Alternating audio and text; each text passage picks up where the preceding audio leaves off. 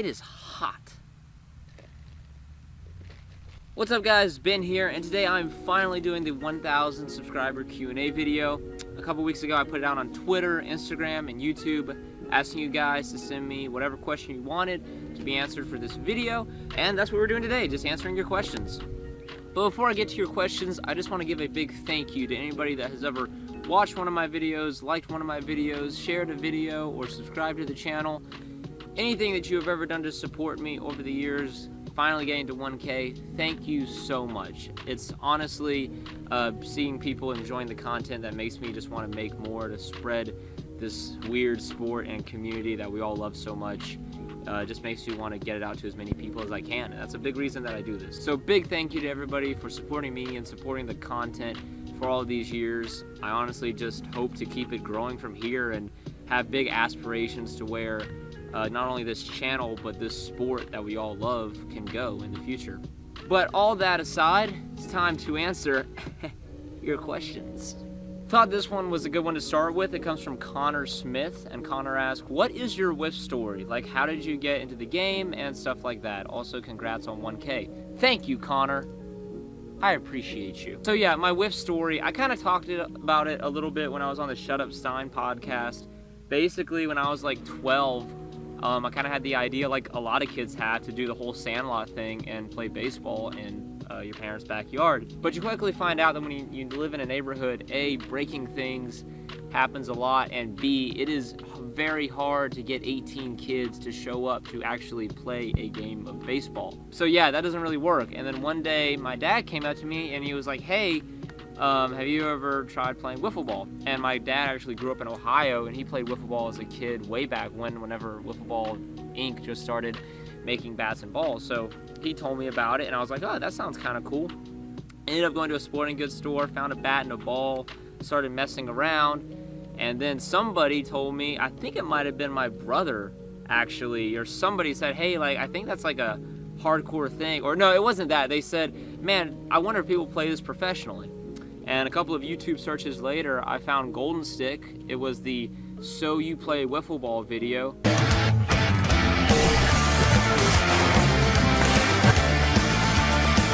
Really sick video. And yeah, the rest is kind of history. BNGL asked, what are your favorite wiffle ball pitches and how to throw them?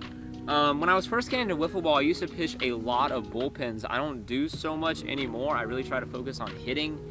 I'm trying to throw a little bit more and practice more, but right now I'm trying to get better with an unscuffed ball, and I would say my favorite would be like, it's like a 12-6 kind of. Basically a 12-6. It drops a lot, kind of just bottoms out, and it'll curve in a little bit towards the left-hand side of the plate. So that's probably my favorite pitch.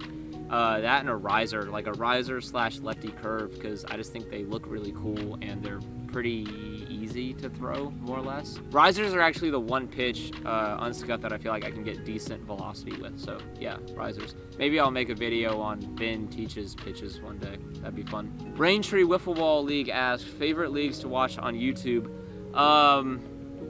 Right now, I would definitely say Mid-Atlantic Wiffle Ball. They're pumping out a lot of awesome content, especially the vlogs that Tim McElrath has been doing. Those are sick.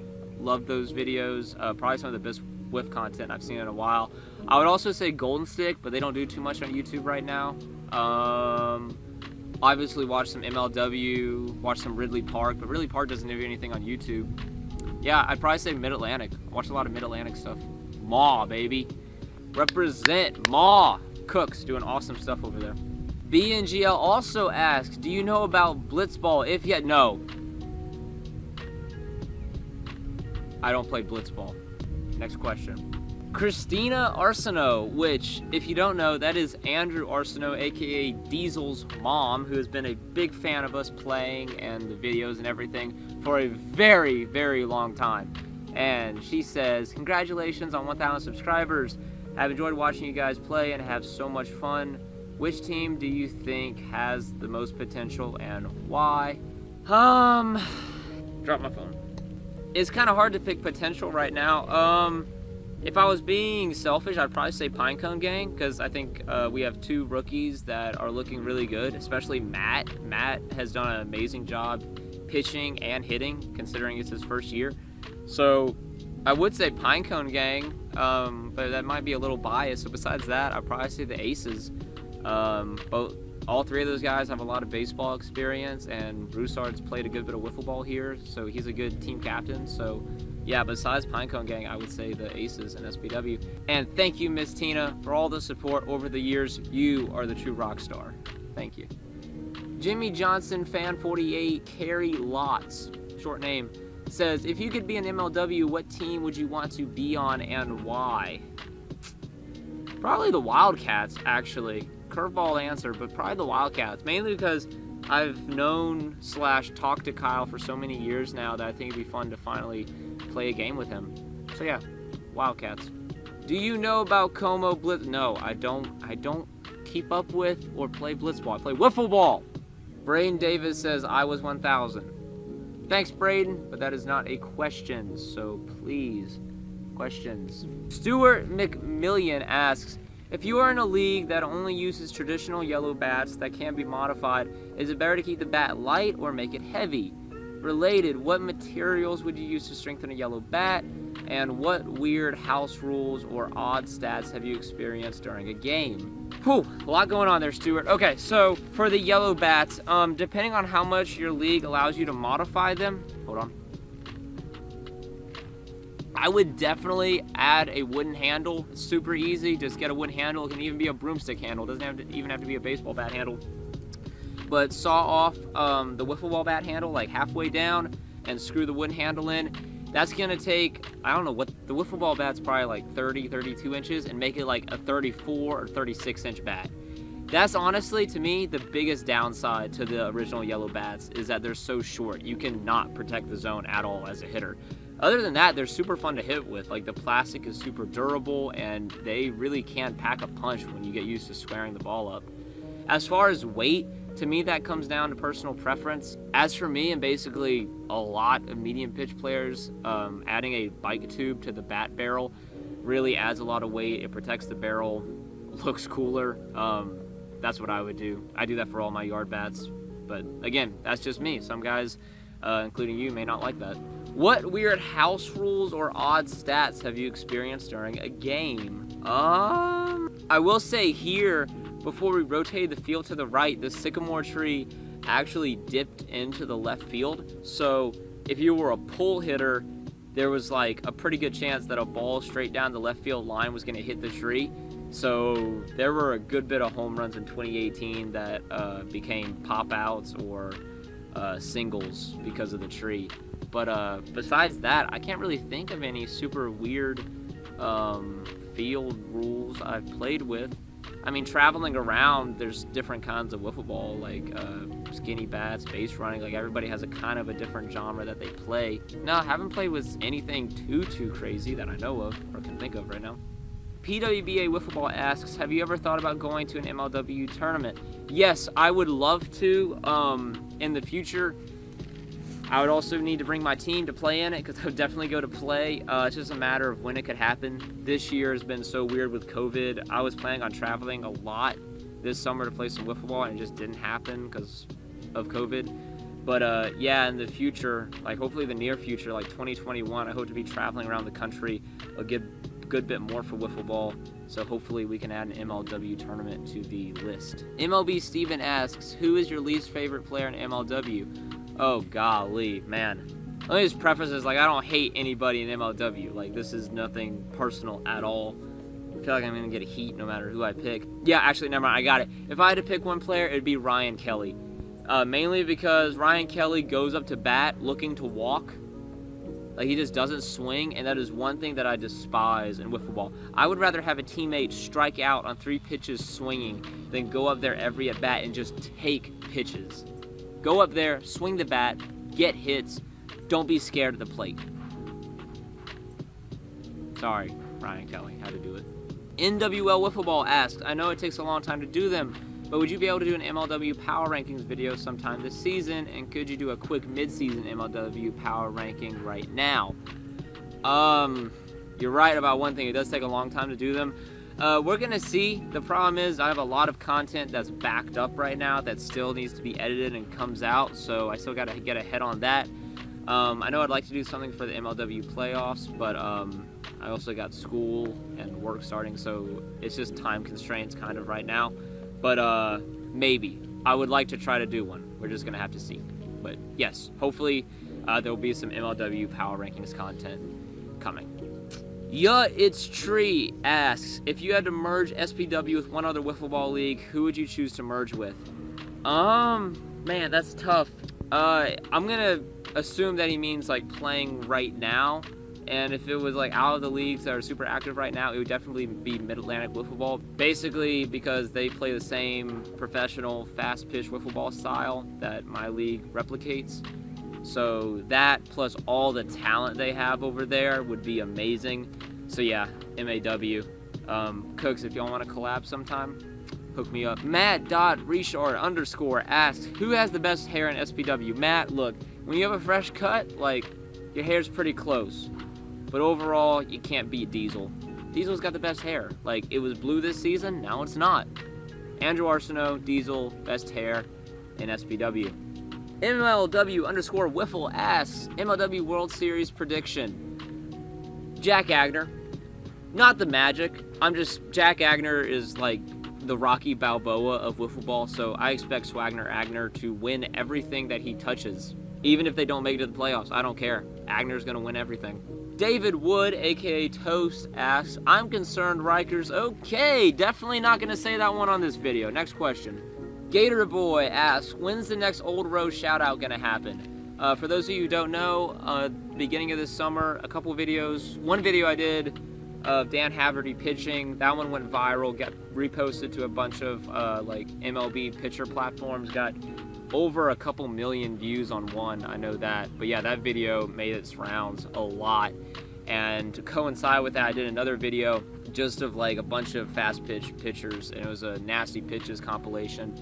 And Old Rose Sports reposted it, and it got a lot of views. So that was really sick. Shout out to Old Rose Sports. Hopefully we can get something for United Wiffle, because I haven't talked about United Wiffle much on this channel, although I plan on doing it. I mean, you should know what United Wiffle is, like the biggest thing in wiffle ball right now. But hopefully some more promotion work that I'll be doing with those guys at United Wiffle will make it up to the top of the social media platforms and try to go viral. That would be sick. Jimmy Cole asks, going to you whiffs.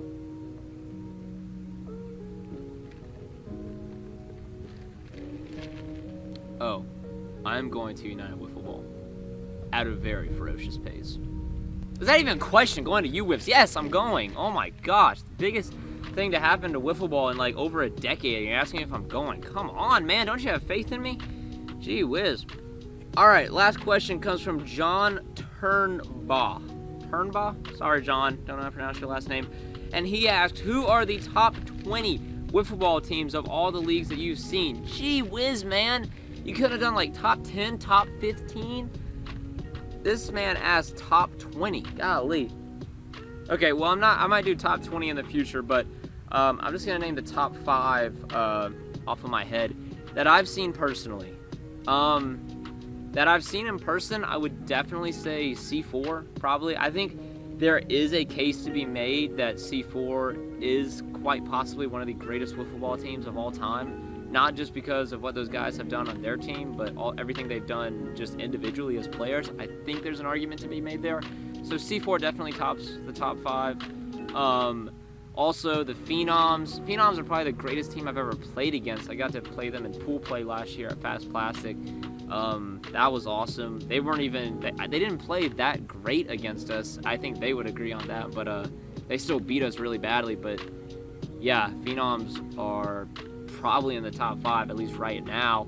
If you want to talk older teams, well, I should say older, they're coming back this year, but like the 2008 603 All-Stars with Pat Leahy, Gary Lavoie, John Hickey, Dons, like that squad was stacked. Like, man, that was a wiffle ball team.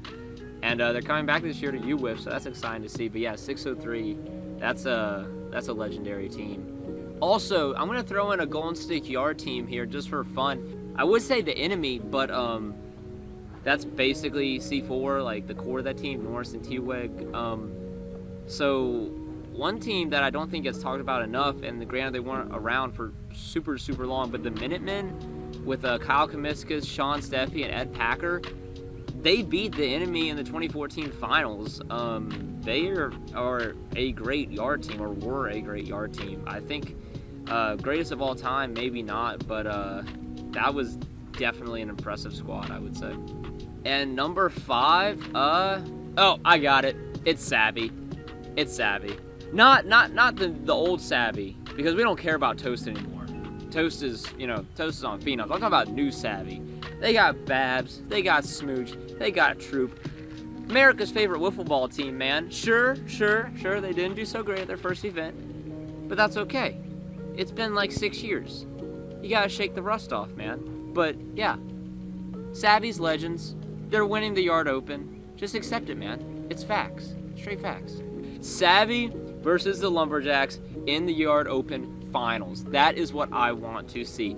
Please make that happen, Rob and Goldstick. That would be a legendary matchup. Toast versus the Mentor. It's like Karate Kid versus Sensei. Hoo-wee! That would be a showdown. That would be a showdown. Alrighty, guys, that's going to do it for this Q&A. I really hope you guys did enjoy it.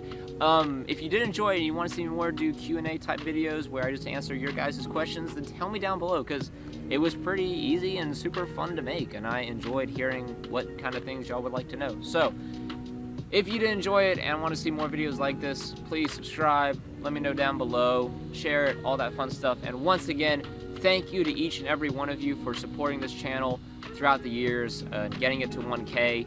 And honestly, this is just the beginning. I have super big plans of where I want my content to go in relation to the growth of this sport that we all love. So, thank you to all of you guys for the support, and I will be talking to you guys soon. Goodbye.